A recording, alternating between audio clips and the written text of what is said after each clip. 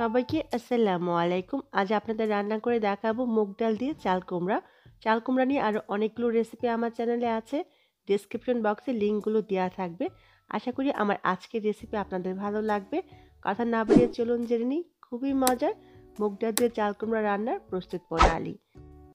চাল কুমড়া দিয়ে মুগ ডাল রান্না করার জন্য প্রথমেই মুগ ডালটাকে ভেজে নিতে হবে। আমি এখানে 1 কাপ মুগ ডাল নিয়েছি, মিডিয়াম আঁচে 3 থেকে 4 মিনিট ভেজে নিব। ভাজতে ভাজতে একটা সময় পর খুব সুন্দর একটা স্মেল বের হবে, তখন বুঝতে হবে ডালটা ভাজা হয়ে গেছে।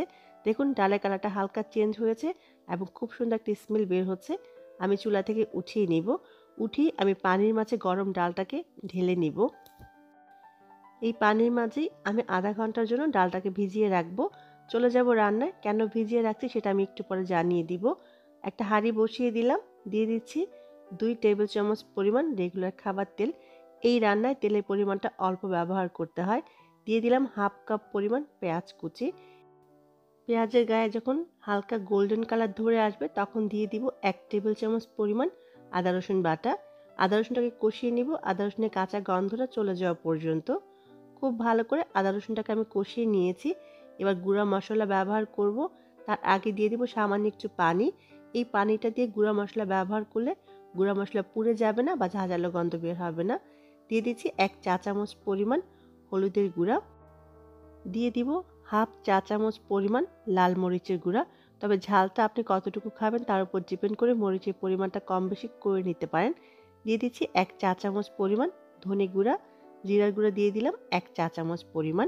এই রান্নায় মশলার পরিমাণটা একটু অল্প ব্যবহার করতে হয়।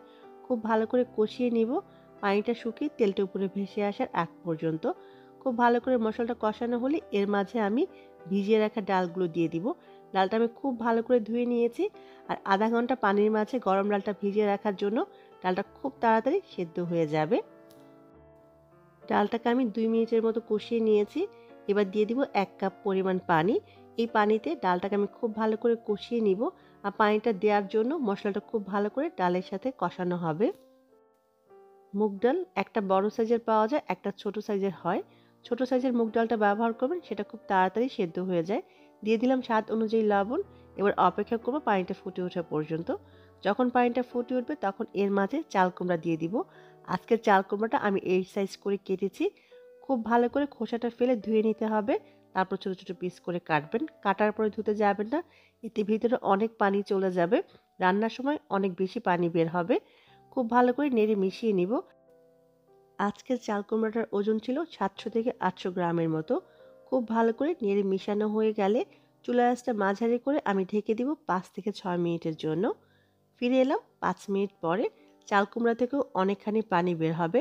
আবারও খুব ভালো করে নেড়ে মিশিয়ে দিব, যাতে নিচে লেগে না যায় সেটা খেয়াল রাখতে হবে। ডালের সাথে চাল কুমড়াটা খুব ভালো করে কষানো হলে আমি এর মাঝে পানি ব্যবহার করব। দিয়ে দিব আজকে এখানে আমি 2 কাপ পানি, এবং চাল কুমড়া থেকেও কিছুটা পানি বের হবে। এই 2 কাপ পানিতে ডাল এবং চাল কুমড়া খুব ভালো করে সেদ্ধ হয়ে যাবে। পানিটা দেওয়ার পরে আবারও খুব ভালো করে নেড়ে আমি ঢেকে দিব 10 মিনিটের জন্য। ফিরে এলাম 10 মিনিট পরে। চাল কুমড়া সেদ্ধ হতে খুব বেশি সময় লাগবে না। আর মুগ ডালটা ভেজে গরম গরম পানির মাঝে আধা ঘন্টা ভিজিয়ে রাখার জন্য মুগ ডালটা সিদ্ধ হতে খুব বেশি সময় লাগবে না। আজকে এই চাল কুমড়া রান্নায় আমি টমেটো ব্যবহার করব। চাল কুমড়া যখন 60 থেকে 70% সেদ্ধ হয়ে যাবে তখন টমেটো ব্যবহার করবেন। দিয়ে দিলাম একটা পাকা টমেটো। প্রথমে টমেটোটা ব্যবহার করলে টমেটোর টকের জন্য ডাল এবং চাল কুমড়াটা সেদ্ধ হতে চাইবে না। আর টমেটোটা একেবারে অপশনাল। টমেটো দেওয়ার পরে এর কালারটাও সুন্দর হয়, টেস্টটাও বেড়ে যায়। দিয়ে দিলাম 5-6টা আস্ত কাঁচামরিচ ফ্লেভারের জন্য। আপনি ঝাল বেশি পছন্দ করলে মরিচটা কেটে ব্যবহার করতে পারেন। খুব ভালো করে নেড়ে মিশানো হয়ে গেলে আবারও ঢেকে দিব 8 থেকে 9 মিনিটের জন্য। ফিরে এলাম 9 মিনিট পরে।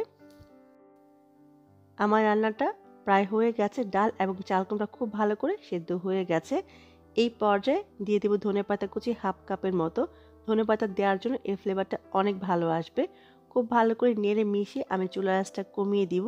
চুলার আঁচটা কমিয়ে আবারও আমি ঢেকে দিব 2 মিনিটের জন্য, জাস্ট ধনেপাতার ফ্লেভারটা আসার জন্য। অবশ্যই লবণটা একবার চেক করে নেবেন লবণ ঠিক আছে কিনা। ফিরে এলাম 2 মিনিট পরে। আমার রান্নাটা একেবারে পারফেক্টভাবে হয়ে গেছে।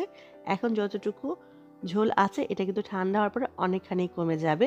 এবার আপনি আপনার পছন্দ মতো পরিবেশন করুন খুবই মজার মুগ ডাল দিয়ে চাল কুমড়া। রেসিপি ভালো লাগলে সাবস্ক্রাইব করতে ভুলে যাবেন না। সবাই অনেক ভালো থাকবেন, আমার জন্য দোয়া করবেন। আবারও দেখা হবে। আল্লাহ হাফেজ।